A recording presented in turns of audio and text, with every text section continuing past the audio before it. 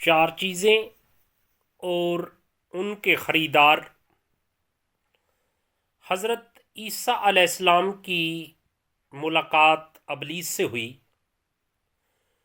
وہ چار گدھوں کو ہانک رہا تھا۔ ان گدھوں پر سامان لدا ہوا تھا۔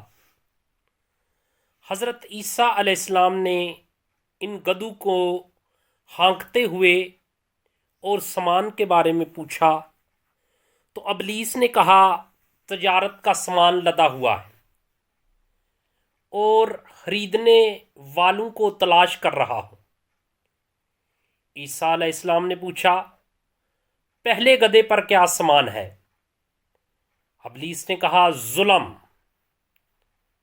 کون خریدے گا؟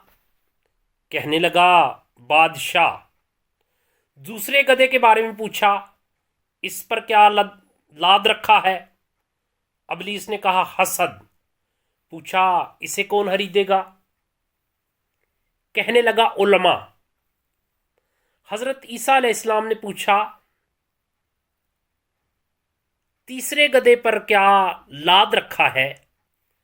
ابلیس نے کہا خیانت۔ پوچھا اسے کون خریدے گا؟ کہنے لگا تاجر۔ پھر چوتھے کے بارے میں پوچھا اس پر کیا لدا ہوا ہے؟ ابلیس نے کہا مکر و فریب۔ حضرت عیسیٰ علیہ السلام نے پوچھا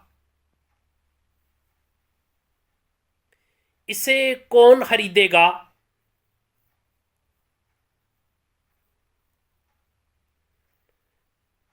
کہنے لگا اسے عورتیں خریدیں گی۔